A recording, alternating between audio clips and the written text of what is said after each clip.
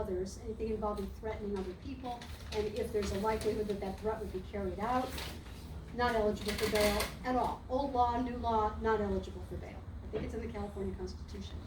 So what we're talking about here is someone who is arrested, not convicted, just arrested, and if they can't make bail, if they don't have the money, they're locked up. For how long? A month, sometimes 2 months, nobody really knows. It can vary. Depends on how busy the courts are and whether they're open, which sometimes they're not, we've discovered. So people lose their jobs, they lose their savings, if they have any. They can lose their housing and be evicted because they're not paying rent. They can have family issues. They can have life-destroying consequences from being arrested. Now, assume for the moment that the police got the right guy. I don't care about the life-destroying consequences if they've got the right guy. What if they got the wrong guy? Yes. What if they arrest somebody who's the wrong guy? And this person, who is in the 20% of Californians who doesn't have any extra money, is locked up and has these life-destroying consequences. I would like to maybe ask you some questions or make some points later, but I'm a deputy DA and I know exactly what you're talking about. I know I've been doing this for 25 years. I so disagree with you. Okay. So if anybody has any questions later, I'd like an opportunity to discuss it. Sure. Well, Susan Furman, thank you Sarah, for coming out. She's spoken to us before, especially about the dangers of Prop 57 and 47. So thank you. Yeah, Well, I just can't make any official statement because I'm not supposed to be, making political Right. remarks. But I know, I've been doing it for 25 years.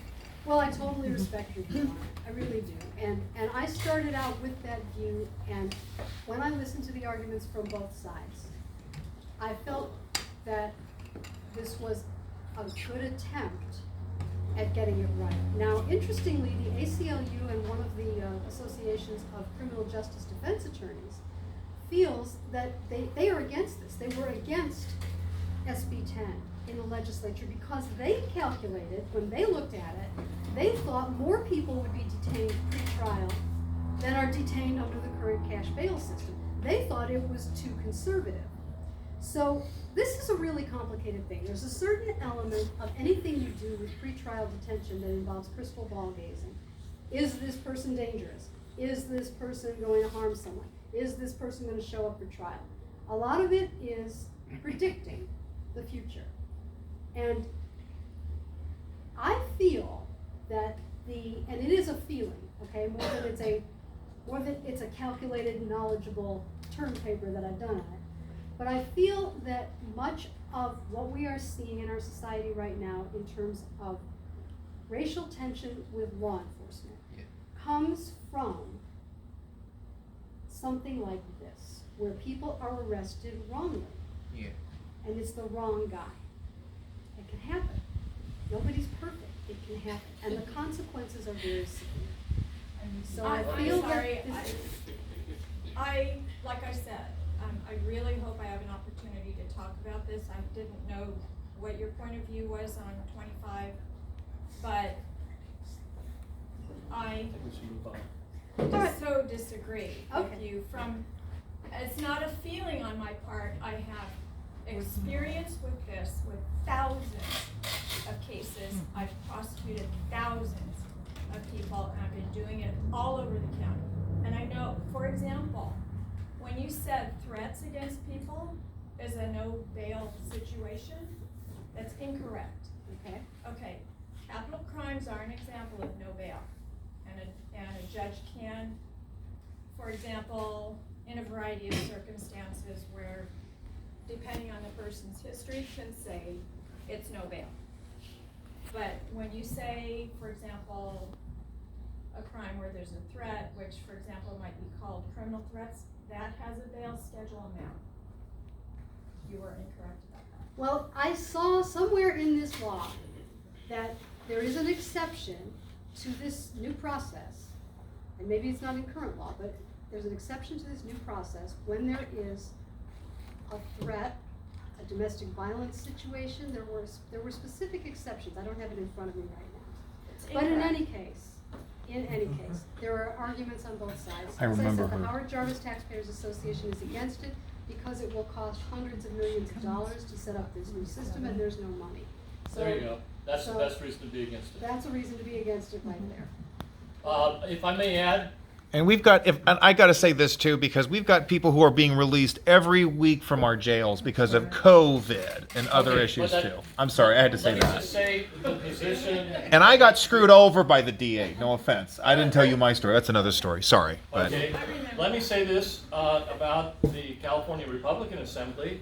We took a vote, we had our meeting, and we opposed this on Proposition 25 completely. So that is the position of the California Republican Assembly. Oppose it. Thank you. Okay. And the GOP. all right. That's fine. Oh Lord. What concerns me is we've got this billionaire that some of us have heard of, George Soros, who's Yeah. pouring hundreds of millions of dollars into electing DAs that will basically say, tell the cops, you arrest them and we're gonna let them out the back door. And we've seen that up in Philadelphia, I guess San Francisco. What's to stop it from happening all over the place, and Well- then we're screwed, right? For what it's worth, the system that they want to put in place has a risk assessment process where they're trying not to do that. They're trying not to release people who are going to be dangerous, and they're trying not to release people. Whether it would work or not, I can't say. But the intention is to make sure that you don't have people who are agreed to plea bargains because they can't be in county jail for 2 months for something they didn't do. That's the concern. It's a complicated issue. Let's go on to another subject. All right. I Let's just go on had to one it. quick question. Then we can Yes. find some. So, I'm one of the fortunate ones that weighted my portfolio heavy into fourplexes and duplexes and stuff. So I think that what you're saying is through 19, Uh-huh. that'll do away with the 1031 exchange?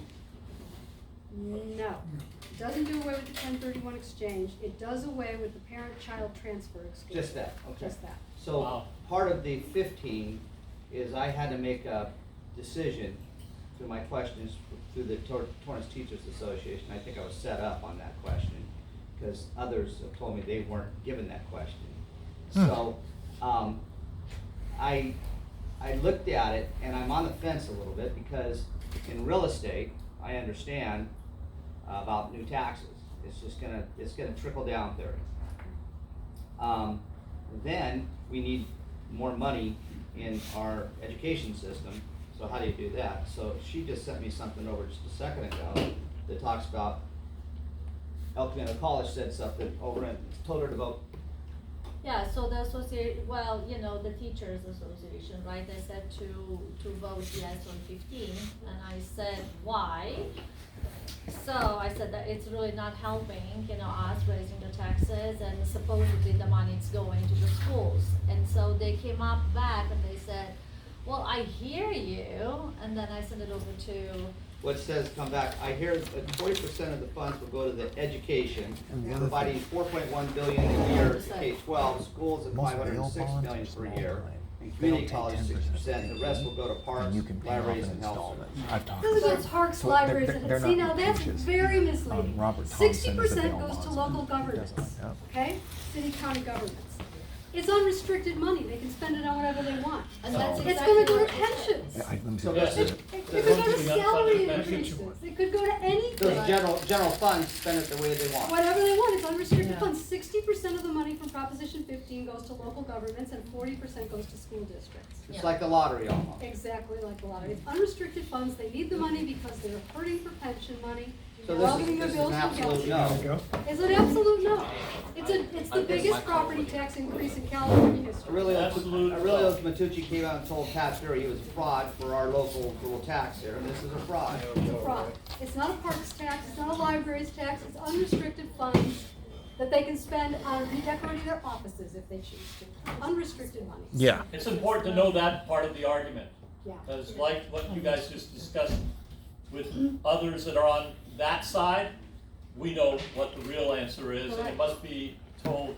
They may not agree, they may want it no matter what, but other people will realize the truth of what you're talking about. So it's very important. Thank you, Susan, and thank you, Brian. If you go to hjta.org, we're putting up a campaign website that explains what these things are, Prop 19 and Prop 15.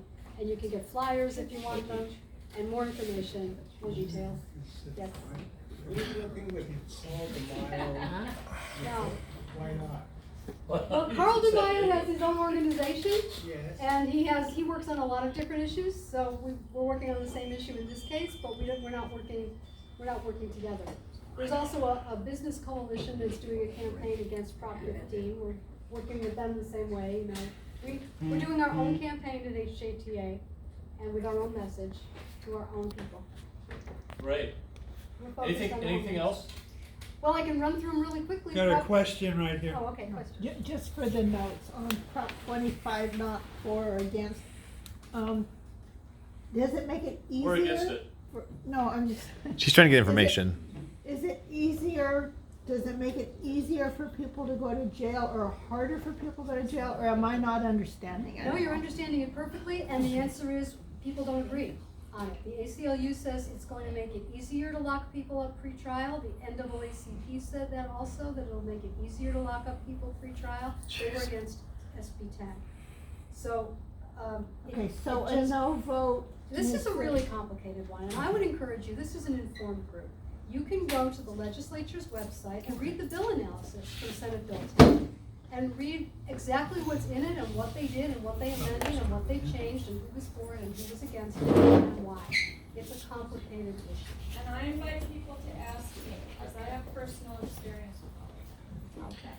Now, is I this feel the one love. that's like worded misleading, so we're confused, or is it just that It's I'm very not- confusing because it's hard to know which way a yes vote puts you. So a yes vote allows the new system to go into place, and a no vote keeps the current Okay, system. that's what I need. Yes vote allows a new system. Right. A no vote does not allow the new system. Right, a It no vote stays with keeps the old. current tax That's basis. Wait. what You're I fine, you're needed fine. for my notes, so thank you. You're welcome. Yeah, it's confusing. And that's So- part of the problem, if I may be so So bold. Proposition thank- 14 is a giant bond issue Boo. to support the California Stem Cell Research Institute. No to that. And I'm sorry, which one was that? that was 14. And Proposition 16 repeals Prop 209 and would allow quotas for race, gender, national origin, ethnicity. Racism. So I think Prop 209 was a good Legalize decision. racism. And Yeah. Diversity is legal, it's legal to consider diversity, so this can only lead to quotas. So no on Proposition 16 is what I recommend. Proposition 17 and 18 are a no for me. Proposition 17 allows people on state parole to have their voting rights restored instead of waiting until the parole is completed. I don't think that's a good idea. So I'm a no on 17. Pro-criminal. Proposition 18 is a big no, because this is another one that's very deceptive. Here's what they say. They say, well, all these other states allow people to vote at the age of 17. If they're going to be 18 by the general election, they can vote in the primaries. There's like 19, 20 states that allow this in some form or fashion. But California is different because Prop 13 and Prop 218 give you the right to vote on taxes. Primaries and special election ballots always have propositions and measures on them which raise taxes, or try to, or take on more public debt, or try to. And if you have 17-year-olds who are still in high school voting on that, I submit to you, maybe you disagree with me, that we might have a situation where a teachers union member, under the big banner that says vote for this, except it doesn't say vote for, it just announces how wonderful everything's gonna be because of this measure, big colorful taxpayer paid banners. They're gonna be sitting in the classroom with their vote by mail ballots under the watchful eye of their teacher. That's right. And they're gonna say, we need more funding for the schools, and this would provide more funding for the schools, but make up your own mind.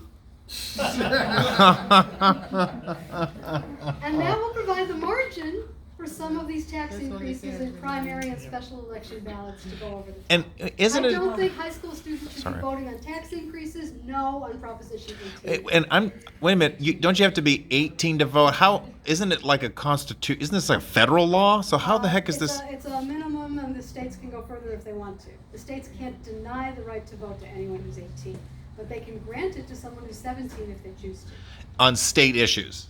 No, on everything. So they can vote for federal candidates? All elections are state elections. Let's just do 11-year-olds. We don't have really a federal election. All elections, for congressional candidates or anything else, are held at the state level. Well, see, here's the thing. Arizona, for example, it's like you have to demonstrate ID for state offices. But for federal offices, you don't. Arizona voters explained this to me. I'm just telling you that there is a recognition in states. That's in Arizona. Okay, I'm just saying I know, but you're saying in California that's Well, in That's all a- states, the but the- Constitution says that the states run the election. And States this run is the what elections. Okay. has President Trump upset, because he knows the state are usurping our Yeah. rights. the mail-in voting. In the 2016 race, Okay. when they had this evidence of election tampering from foreign sources, the Homeland Security Department offered to make the election a national security event and to help the states with different kinds of things. And without exception, all the states said, "Get out of here! This is our election. Get out of here." They didn't want it. So, draw your own Do conclusion. you know, happen to know when the ballots will be going out? They mail on October 5th. October And 5th. every single registered voter in California, current total 21 point something million people, will receive a ballot in the mail. And the post office is not happy. Did you guys get the postcard from the post office? Yeah, how ridiculous. Make a plan. They're so nervous about this. I really think this is a problem. You know, they're encouraging people to vote before all the debates have happened. They're Yeah. encouraging people to vote before they get all the information on things. Vote early, vote early. They're so nervous that they're not going to make the legal deadlines, and someone's going to get fired over it, and they're all hysterical. I mean, you could make the argument that there's mischief, or you could make the argument that they're sincerely frightened that they're not going to be able to carry this off. Well, they don't want the voters to see Uncle Joe. Could be. Could be. Oh my God. I just want to say, Yeah. if you want to be sure that your vote is counted and it's not gonna get lost in the mail, go to your local precinct. I think Peter runs one here where you can vote. Vote in person. I've voted I agree. absentee ballot for decades, and this is gonna be the first year I'm actually gonna go and vote at my precinct. There are several ways to do it. You can vote your absentee ballot at home and walk it over to the polling place and drop it in the box personally, leave the post office out of it. You can do that. There are these drop boxes. I don't know about the drop boxes. They're out there. There are a They're lot out of there. possibilities. Yeah, they're gonna get dropped off at And here. it's really concerning. Our ballots It's really and concerning. ours. I have voted absentee ballot for years. One year I was gonna be out of the country, and I voted absentee ballot for years. But I actually live in Norwalk. My dad's, I'm born and raised in San Pedro. I live in Norwalk. So I always personally walk in the county recorder's office, register recorder's office. I go up the elevator and I make sure my ballot goes into that slot. I might do that. I don't even trust them to take my ballot because they're collecting them at the door. You can drive by and drop it off. I don't trust that. Let's I talk personally about the walk in pandemic. and- Yeah. and drop it That's a good idea. I think I'm gonna do that. and it's in Norwalk, it's Let's- 25. I know, 25 true. miles from here, We not only that have far. 5 more minutes. And I can take everybody else's because you can ballot harvest too. I'll take your ballot. I'm sorry. Thanks for being. The county offices in Norwalk are closed to the public because of the pandemic. And you may have heard the audio on the John and Ken show of our public health director, not a doctor, Barbara Ferrer, Yep. stating in a recorded conversation Yep. with people who she didn't know were recording it, she said, "The schools will open when we're done with the election." Ha! Now, there's a medical opinion for you. I heard it. So the county office is not open to drop off your ballot. And we're gonna have issues with the polling places, getting enough workers, finding the places that are big enough.